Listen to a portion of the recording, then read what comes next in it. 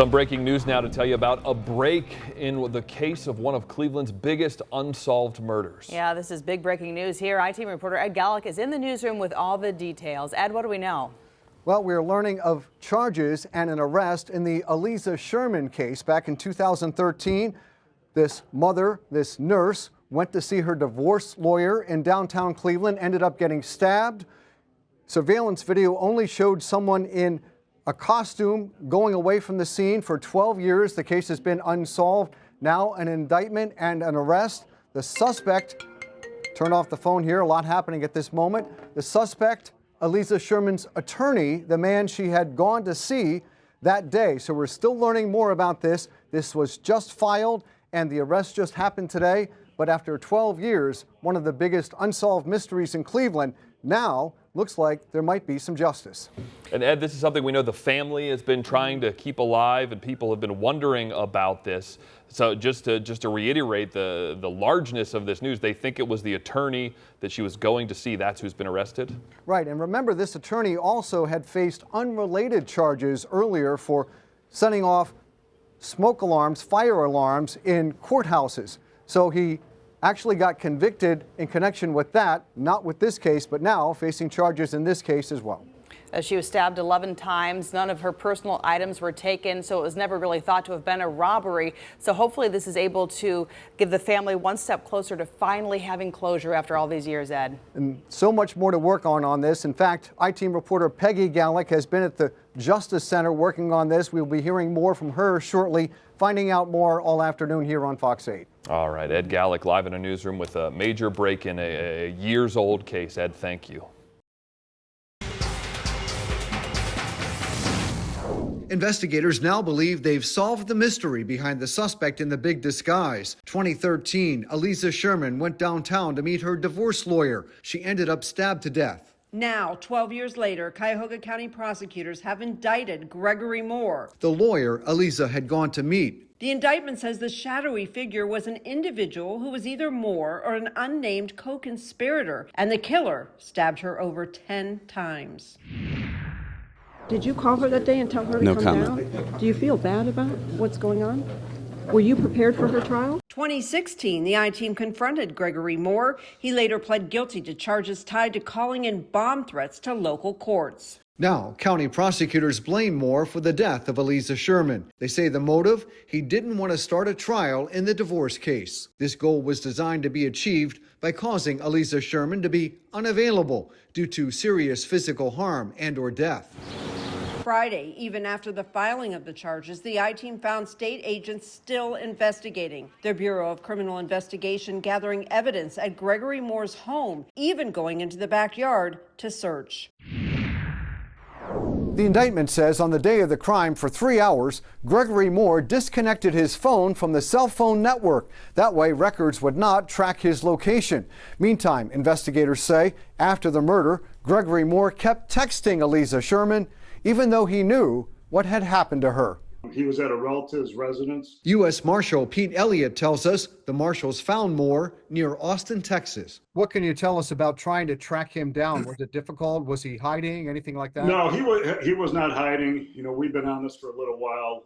We were able to at least follow his footsteps, put him in Texas. Attorney Kevin Spellacy, who previously represented Gregory Moore, tells us that Moore was in Austin, Texas, visiting his father, who is seriously ill, when he was arrested.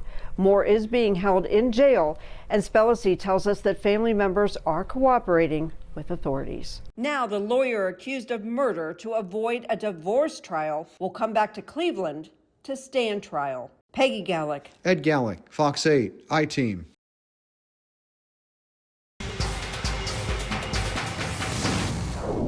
We have waited for 12 excruciating years. Such a very long wait to see this, a suspect appearing in court to face charges for the murder of Aliza Sherman. Stabbed to death downtown in 2013. Now her divorce lawyer indicted. And during the first court date, Aliza's daughter speaking out. If he could do this to our mother, then none of us are safe. Greg Moore is reckless, unpredictable, and capable of taking extreme measures to fulfill his evil agenda. He lied to the police. He hid evidence from the police.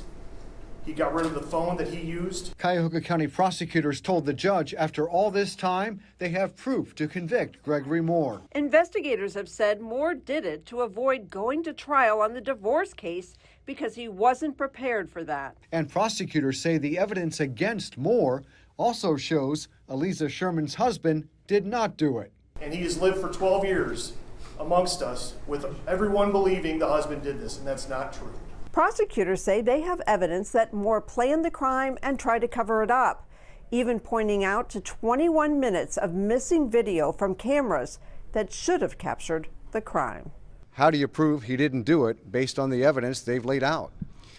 Well, first of all, we don't have to prove he didn't do it. The burden of proof is on the state. When we said he's not guilty, that means we will be going to trial on this matter.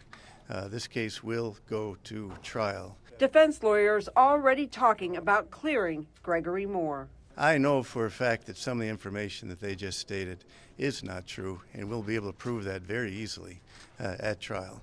Moore, locked up here in the Cuyahoga County Jail, currently held in restricted status with limited movement in the jail. Records show in his short time here, he's only had one visitor, his attorney visiting 4 times. If it were not him, has he ever suggested who it could be? He obviously doesn't know. Moore pleading not guilty, but prosecutors say Moore or someone working with him stabbed Aliza Sherman. A judge ordered Moore held on $2 million bond. Aliza Sherman's daughter says, don't let him out. Greg Moore needs to remain in custody and behind bars. In Cleveland, Peggy Gallick. Ed Gallick, Fox 8, I-Team.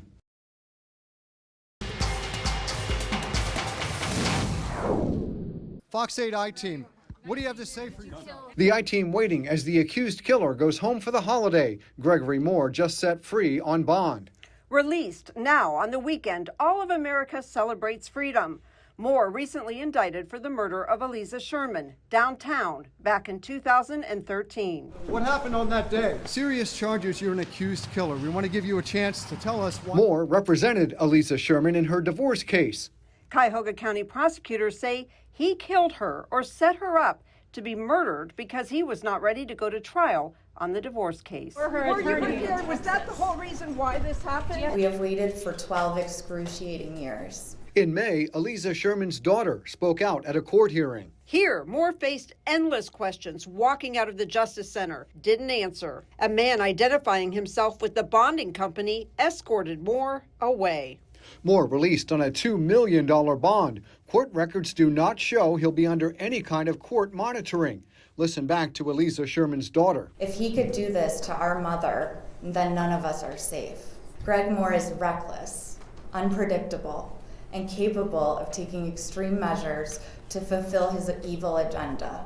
In late May, Gregory Moore was brought back to the Cuyahoga County Jail from Texas. He remained in jail until now. The I-Team also revealed video of Moore being booked into jail. Now released as the case moves through court. His defense team says, prove he's the killer. When we said he's not guilty, that means we will be going to trial on this matter.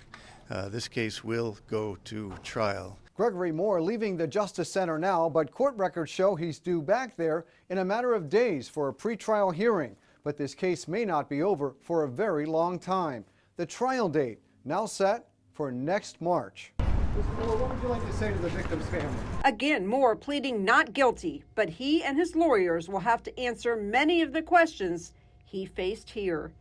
In Cleveland, Peggy Gallick. Ed Gallick, Fox 8, I-Team.